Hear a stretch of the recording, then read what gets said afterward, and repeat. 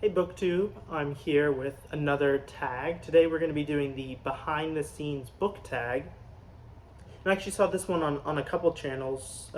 First I saw it on Kevin Toll, his channel, Kevin Toll Reads, as well as Joshua Kribo's channel. They both made really good videos. I'll make sure to put them in the description if you're curious on seeing those. And this was originally created by Bob at Robert G. Reader of Books, so thank you, Bob, for creating this tag.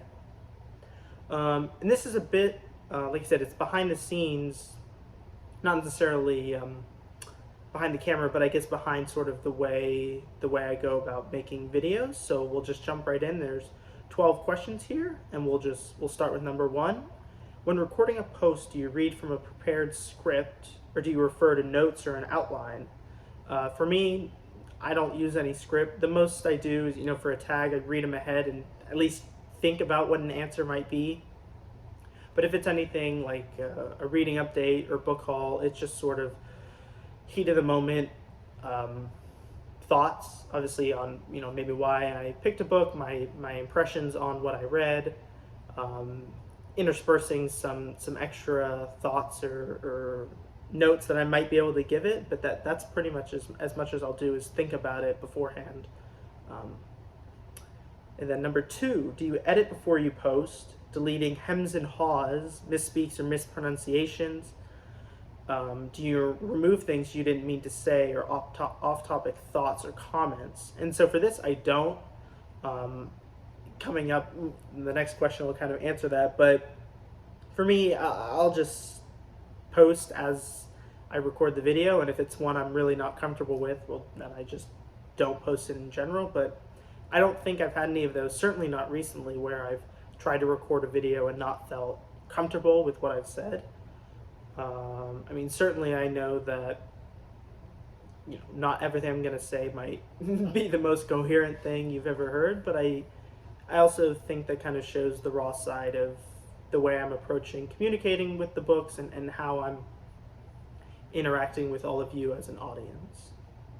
Then number 3, have you ever edited a post after posting or deleted an entire post? And for this, the answer would also be no. I've never edited a post unless you count adding stuff to the description. I know a lot of times, like I just did earlier in this video, I'll say, oh yeah, I'll definitely link, this channel, this video, and then I ramble and ramble and ramble, and I forget to put it in the description when I go to upload. So if I ever say that and you look in the description and the link I mentioned is not there, please feel free to leave a comment, because it's definitely just me forgetting completely, and I'd be happy to fix it and obviously try to rectify any of those mistakes. But editing the post, if that means editing the video after posting it, no, I've never done that. Same for deleting. Even some of my old booktube videos, I just keep them up as they are, regardless of how they might look. I know I don't like going back to watch any of my videos, but yeah, I keep them up, and I think that's kind of part of it. The internet's seen it, and why not leave it up there? There's nothing really that's gonna prevent that video from causing anything. I know I'm not causing any crazy outcries with what I'm saying, so I'm okay leaving everything up there. Then we have number 5. Do your posts include graphics, special lightings, music, cuts, or other design enhancements?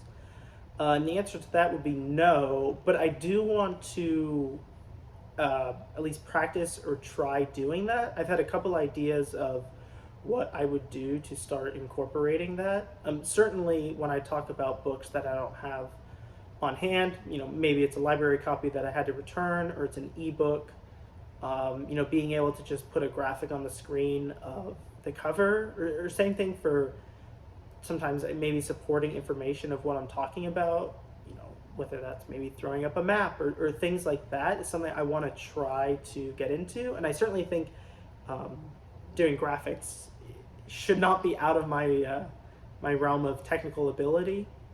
And then same thing for, it says music and fast cuts. Recently, I highly doubt any of you watching don't know about David Murphy, but if you don't, I'll link his channel as well.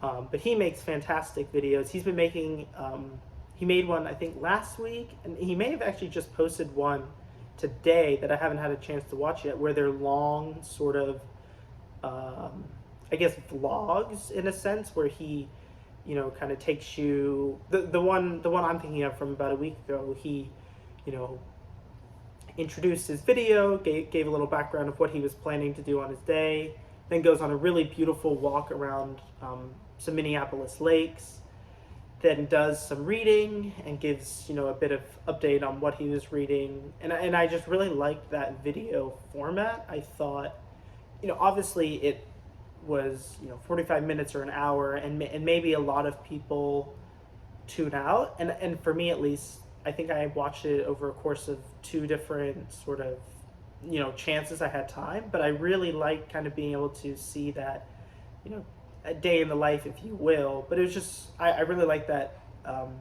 his video as well, I thought had really nice editing where on the walk he was playing music in the background but was able to pop up funny little comments as he's passing dogs, or just general things like that that sort of don't take too much effort but enhance a lot of the viewing experience. And certainly, I mentioned at the beginning of this video, Kevin Toll reads, and it's really cool to see sort of the evolution of his channel. When I first started watching him, around the time I started first posting videos, he mentioned, oh no, I don't really do much. I'm just a very basic record and post. And now his videos are just fantastic with all the cuts and GIFs and things he puts on there. And I think for a lot of the booktubers I watch, he actually is on the one extreme where he's using a lot of these edits, and I really like it, whereas there's plenty of booktubers that don't do it and it's just fine. So I think there's no baseline you have to hit, oh, that makes it a good video. Certainly not, but it is sometimes cool to see those videos where the people are very creative and add in a lot of these elements that really can enhance the viewer experience. And then question number 6 here, do you have a target number of posts each week?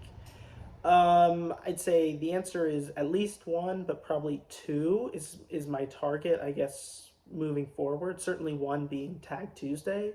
I want to keep trying to make a tag every week, just keep in touch with all of you.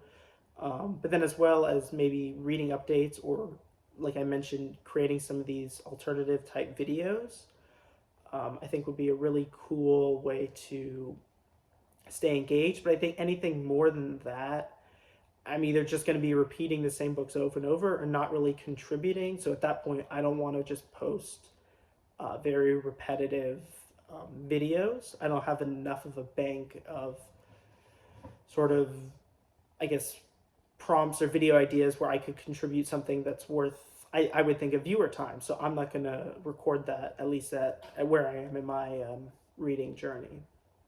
Number 7 here, are there certain themed posts you contribute to regularly, such as Poetry Thursday, What Are You Reading Wednesday? And the answer is yes, because I am now doing Tag Tuesday. But this does bring up an interesting point. Some of these other what are they, themed posts, for instance, Book Chat with Pat, she does Poetry Thursday, which I really like watching because I don't know anything about poetry, but kind of seeing her, the one I'm thinking of, it was Adrienne Rich, I think, was a female poet from the 70s through the 2000s, and she gave a great bio background, as well as then kind of introducing you to some of her poetry as well, which is just a really nice way, to kind of see a lot of these poets that, like I said, I'm not familiar with. So it's not like it's a video I can make, but being able to take those in on other people's channel is really, I think, a good thing that BookTube has. You can kind of have that comfort of, okay, on Thursday I want to check for Pat's new poetry video. That's something that I want to essentially be able to have on my channel. It's like, okay, it's Tuesday, I know there's going to be a tag out there. That sort of maybe reliability in posting is something I want to get in the habit of doing for all of you. Then we have question number 8 here. How important to you is the number of your subscribers? It's not. Is there a target number you're hoping to reach? No. If you don't hit your target, which I don't have, would you consider dropping out of BookTube? No. Are your posts designed to attract new subscribers? Probably not. Like I said, especially without doing any extra videos or editings or fancy sort of um, you know, clickbaity type things. I'm not drawing, I'd say, that quick itch viewer in, and I think that's okay, because a lot of the people that I've been able to interact with in the comments, and that on the same videos that I'm watching, it's a very tight knit group where you can have just great conversation, discussion, get good recommendations. You're not, at least I'm not doing this to blow up into anything big. Like I mentioned, I think in my booktube newbie tag, it's more of just tracking the reading journey. And I actually just saw a video from Mark Richardson where he was talking about legacy. And it was a very a fairly brief video, but at the end he's referencing how is YouTube gonna kind of stay around, and then your grandkids or something can see your video, and that's just a crazy thing to think about. But at the same time, wouldn't it be incredible to see video from your grandparents or great grandparents, hear them talk about their lives, whether it's what they're reading or just general perceptions on the world, is such a fascinating concept to think about. How even something as simple as creating YouTube videos can leave a legacy, right? It's your own sort of mark in a space of literature, and obviously it's so minute, and certainly YouTube at some point is going to die off, but I mean, we have archives of old writings, so why wouldn't there be an archive of old videos as well? Very very fun thing to think about, so I'm glad Mark posted that. Then we have question number 10 here. Do you respond to viewers' comments? Are your responses lengthy or only a thumbs up? And I'd say yes. I always try to respond to viewer comments. Like I mentioned, I have so few people. If I ever don't respond to you, I'm really sorry. But I think, especially lately, I've been doing a good job of trying to respond. And by response, I mean actually interacting, especially if they're, giving any sort of thought to. By thought, I mean, it's more than just like a nice video or something like that.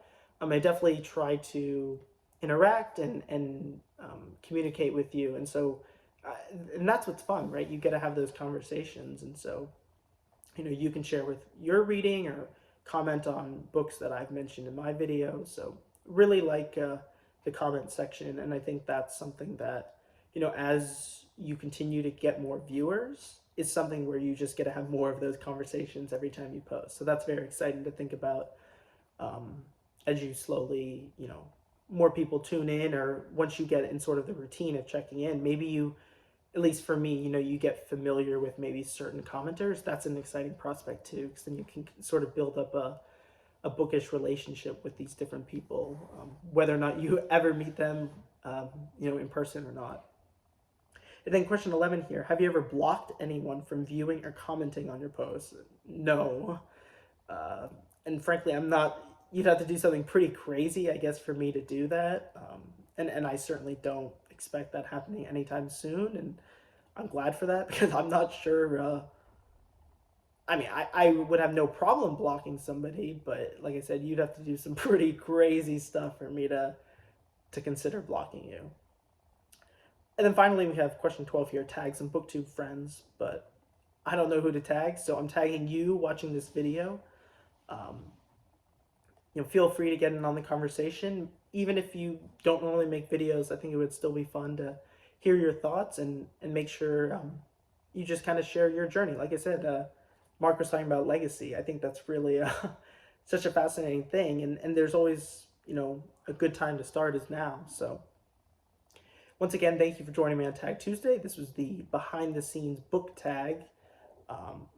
Obviously, thanks to Kevin and Josh, who I watched their videos. So as I mentioned, making sure I don't have to edit, I'm going to add Kevin, Josh, David Murphy, Mark Richardson, and Pat's videos. So there's going to be 5 things for you to also watch. So you got a lot to do, but once again, thank you, BookTube. See you next week. Bye.